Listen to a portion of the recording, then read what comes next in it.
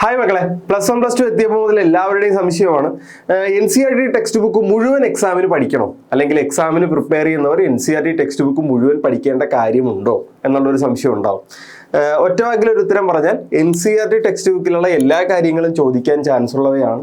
അപ്പോൾ ഒരു സബ്ജക്റ്റ് നിങ്ങൾ മുഴുവനായിട്ട് പഠിക്കണമെങ്കിൽ ആ NCERTയുടെ അകത്ത് കൊടുത്തിട്ടുള്ള അല്ലെങ്കിൽ ആ ടെക്സ്റ്റ് ബുക്കിൽ കൊടുത്തിട്ടുള്ള എല്ലാ കാര്യങ്ങളും നിങ്ങൾ അറിഞ്ഞിരിക്കണം എന്നുള്ളതാണ് അതിൻ്റെ ഏറ്റവും വളരെ സിമ്പിൾ ആയിട്ടുള്ള മറുപടി.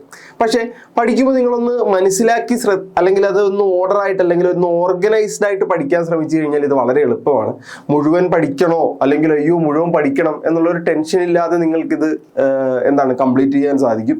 അപ്പോൾ ആദ്യം NCERT ടെക്സ്റ്റ് ബുക്ക് ഒന്ന് മനസ്സിലാക്കുക എന്നുള്ളതാണ് അതിൻ്റെ അകത്ത് ഏറ്റവും ഇമ്പോർട്ടൻ്റ് ആയിട്ട് നിങ്ങൾ ചെയ്യേണ്ടത്. അപ്പോൾ നമുക്ക് ഏതെങ്കിലും ഒരു NCERT ടെക്സ്റ്റ് ബുക്ക് ഏതെങ്കിലും ഒരു സബ്ജക്ട് എടുത്തു കഴിഞ്ഞാൽ, ഇപ്പോൾ മാത്സ് എടുക്കുകയാണെന്ന് വിചാരിച്ചു, അല്ലെങ്കിൽ ഏതെങ്കിലും ഒരു സബ്ജക്ട് നിങ്ങൾ എടുക്കുകയാണ്, ഇതിൻ്റെ ഫസ്റ്റ് ചാപ്റ്റർ നിങ്ങൾ എടുത്തു. എന്താണ് ഫസ്റ്റ് ചാപ്റ്റർ? ഏതെങ്കിലും ഒരു സബ്ജക്റ്റിന്റെ ഫസ്റ്റ് ചാപ്റ്റർ എടുത്തു. ഫസ്റ്റ് ചാപ്റ്റർ എടുത്തു കഴിഞ്ഞാൽ ഓരോ ചാപ്റ്ററുകളും ഓരോ ടോപ്പിക്കുകളായിട്ടല്ലേ, നമുക്ക് അതിൻ്റെ അകത്ത് ഓരോ ടോപ്പിക്കുകളായിട്ടല്ലേ ചാപ്റ്ററിനെ ഡിവൈഡ് ചെയ്തിട്ടുള്ളത്. ഫസ്റ്റ് ചാപ്റ്റർ എടുത്തു കഴിഞ്ഞാൽ അതിൻ്റെ അകത്ത് ടോപ്പിക് 1 ഉണ്ടാവും, ടോപ്പിക് 2 ഉണ്ടാവും, പിന്നെ ടോപ്പിക് 3 കൂടി ഉണ്ടെന്ന് വിചാരിച്ചു. 3 ടോപ്പിക്കുള്ള ഒരു ചാപ്റ്റർ ആണെന്ന് വിചാരിച്ചു. ഈ ടോപ്പിക് 1 ചിലപ്പോൾ സബ് ടോപ്പിക്കുകൾ കാണും. ടോപ്പിക് 1 ചിലപ്പോൾ സബ് ടോപ്പിക്കുകൾ കാണും, ടോപ്പിക് 2 കാണും, ടോപ്പിക് 3 കാണും, ഇതൊക്കെ കാണും. അതൊന്നും നമ്മൾ ബോധർ ചെയ്യേണ്ട കാര്യമല്ല. ഇനി പറയാൻ പോകുന്ന കാര്യങ്ങൾ ശ്രദ്ധിക്കണം. ടോപ്പിക് 1 നിങ്ങൾ പഠിച്ചു കഴിഞ്ഞാൽ ടോപ്പിക് 1 നിങ്ങൾ പഠിച്ചു കഴിഞ്ഞു എന്ന് വിചാരിച്ചു. ടോപ്പിക് 1 അല്ലെങ്കിൽ ഫസ്റ്റ് പാർട്ട് അല്ലെങ്കിൽ ഫസ്റ്റ് ടോപ്പിക്ക് നിങ്ങൾ പഠിച്ചു കഴിഞ്ഞു. അപ്പോൾ നിങ്ങൾ അവിടെ ശ്രദ്ധിക്കേണ്ട ഒരു കാര്യം എന്താണെന്ന് വെച്ച് കഴിഞ്ഞാൽ, അവിടെ ഈ എക്സാമ്പിൾസ് എന്ന് പറയുന്ന ഒരു ഭാഗം കാണാം. ഈ എക്സാമ്പിൾസ് എന്ന് പറയുന്ന ഒരു ഭാഗം കാണാം. എന്താണ് ഈ എക്സാമ്പിൾസ്? എക്സാമ്പിൾസ് എന്ന് പറഞ്ഞു കഴിഞ്ഞാൽ NCERT ടെക്സ്റ്റ് ബുക്കിൽ സോൾവ് ചെയ്തിരിക്കുന്ന ക്വസ്റ്റ്യനുകളാണ് എക്സാമ്പിൾസ്. NCERT ടെക്സ്റ്റ് ബുക്കിൽ സോൾവ് ചെയ്തിരിക്കുന്ന ക്വസ്റ്റ്യനുകളാണ് എക്സാമ്പിൾസ്. അതിൻ്റെ അകത്ത് ക്വസ്റ്റ്യനും ആൻസറും ഉണ്ടാവും. ഓക്കെ അല്ലേ? ഈ എക്സാമ്പിൾസ് നോക്കിക്കഴിഞ്ഞാൽ തൊട്ടടുത്ത് തന്നെ എക്സസൈസുകൾ കാണാം. എന്താണ് എക്സസൈസ്?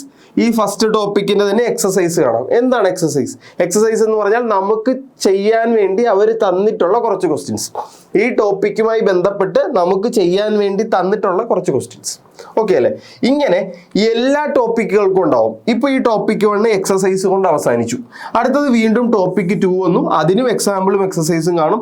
അടുത്ത ടോപ്പിക് 3 വന്നു, അതിനും എക്സാമ്പിളും എക്സസൈസും കാണും. ഇങ്ങനെ എല്ലാ ടോപ്പിക്കുകൾക്കും എക്സാമ്പിളുകളും എക്സസൈസും ഉണ്ട്. ഓക്കെ അല്ലേ? ഇത് കഴിഞ്ഞാൽ, അതായത് ഇത്രയും പോർഷൻ കഴിഞ്ഞാൽ, ശ്രദ്ധിക്കണം, ഇത്രയും കഴിഞ്ഞാൽ നമ്മൾ ചാപ്റ്ററിന്റെ അവസാന ഭാഗത്തേക്കായി. ചാപ്റ്ററിന്റെ അവസാന ഭാഗത്ത് മിസലേനിയസ് എക്സസൈസ് എന്ന് പറയുന്ന ഒരു ഭാഗമുണ്ട്. മിസലേനിയസ് എക്സസൈസ് എന്ന് പറയുന്ന ഒരു ഭാഗമുണ്ട്. അതായത് ഈ ചാപ്റ്ററിന്റെ, അതിന്റെ പേര് സൂചിപ്പിക്കുന്ന പോലെ തന്നെ ആ ചാപ്റ്ററിന്റെ എല്ലാ ക്വസ്റ്റ്യനുകളും ഉൾപ്പെടുത്തി എല്ലാ ക്വസ്റ്റ്യനുകളും കൂടി ഇങ്ങനെ ഇടകലർത്തിയൊക്കെ ചോദിച്ചിട്ടുള്ള ഒരു ഭാഗം മിസലേനിയസ് എക്സസൈസ്. ആ മിസലേനിയസ് എക്സസൈസ് കൂടി ചെയ്തു കഴിഞ്ഞാൽ നിങ്ങളുടെ സെഷൻ കഴിഞ്ഞു. ഓക്കെ അല്ലേ? അപ്പോൾ നിങ്ങൾ ഇങ്ങനെ ഒന്ന് പഠിച്ചു വന്നു കഴിഞ്ഞാൽ നിങ്ങൾ പഠിക്കുന്ന ഒരു രീതി ഒന്ന് ശ്രദ്ധിച്ചാൽ മതി.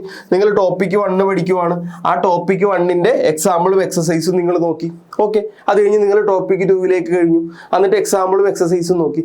അങ്ങനെ ഒരു ചാപ്റ്റർ മുഴുവൻ കഴിഞ്ഞു കഴിഞ്ഞാൽ നിങ്ങൾ ഏറ്റവും അവസാനം മിസലേനിയസ് എക്സസൈസ് കൂടി നോക്കുക. മിസലേനിയസ് എക്സസൈസ് എന്ന് പറഞ്ഞാൽ ആ ചാപ്റ്ററിന്റെ മുഴുവൻ ചോദ്യങ്ങളും ഏറ്റവും അവസാനം കൊടുത്തിരിക്കുന്നത്. ഓക്കെ അല്ലേ? ഇത്രയുമാണ് NCERT ടെക്സ്റ്റ് ബുക്കിലുള്ളത്. ഇത്രയും പഠിച്ചാൽ ആ ടെക്സ്റ്റ് ബുക്ക് കഴിഞ്ഞു. ഇത്രയും നിങ്ങൾ പഠിക്കണ്ടേ? നിങ്ങൾ തന്നെ ഒന്ന് ആലോചിച്ച് നോക്കിയേ. ഒരു ടോപ്പിക്ക് പഠിച്ചു കഴിഞ്ഞാൽ അതിൻ്റെ ക്വസ്റ്റ്യൻസ് ചെയ്യുമ്പോൾ നിങ്ങൾ ഇത്രയും ക്വസ്റ്റ്യൻസ് എങ്കിലും ചെയ്യണ്ടേ?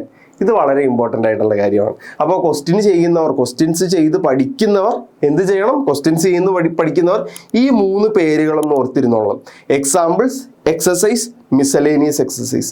എക്സാമ്പിൾസ് എന്ന് പറഞ്ഞാൽ അതിൻ്റെ അകത്ത് സോൾവ് ചെയ്തിട്ടുള്ള ചോദ്യങ്ങളാണ്. എക്സസൈസ് എന്ന് പറഞ്ഞാൽ നമുക്ക് പ്രാക്ടീസ് ചെയ്യാൻ തന്നിട്ടുള്ള ചോദ്യങ്ങളാണ്. മിസലേനിയസ് എന്ന് പറഞ്ഞാൽ ആ ഫുൾ ചാപ്റ്ററുമായി ബന്ധപ്പെടുത്തിയിട്ടുള്ള ചോദ്യങ്ങളാണ്. ഇനി ഇത്രയും കാര്യങ്ങൾ പഠിച്ചാൽ ആ ഫുൾ ചാപ്റ്റർ കഴിഞ്ഞു എന്ന് തന്നെയാണ് അർത്ഥം. അങ്ങനെയാണ് ഒരു ചാപ്റ്റർ നിങ്ങൾ പഠിച്ച് കംപ്ലീറ്റ് ചെയ്യേണ്ടത്. ഓക്കെ അല്ലേ? ഇനി ഇത്രയും ചെയ്ത് കഴിഞ്ഞ് നിങ്ങൾക്ക് അഡീഷണൽ ക്വസ്റ്റ്യൻസ് വേണം. ഇത്രയും ഒരു ചാപ്റ്ററിൻ്റെ ഇത്രയും കാര്യങ്ങൾ നിങ്ങൾ ചെയ്തു കഴിഞ്ഞു.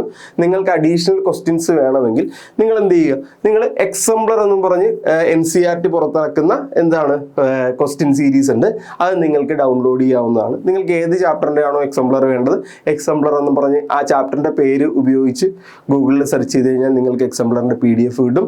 അതനുസരിച്ച് ക്വസ്റ്റ്യൻസ് ചെയ്യാവുന്നതാണ്. അപ്പം നിർബന്ധമായിട്ടും ഈ പറഞ്ഞിരിക്കുന്ന കാര്യങ്ങളെല്ലാം നിങ്ങൾ കംപ്ലീറ്റ് ചെയ്യുക. ഇപ്പോഴാണ് ഒരു ചാപ്റ്റർ കംപ്ലീറ്റ് ആകുന്നത്. ഇങ്ങനെ ചാപ്റ്ററുകൾ കംപ്ലീറ്റ് ആക്കി വരുമ്പോഴാണ് ഒരു ഫുൾ ടെക്സ്റ്റ് ബുക്ക് നമ്മൾ പഠിച്ചു കഴിയുന്നത്.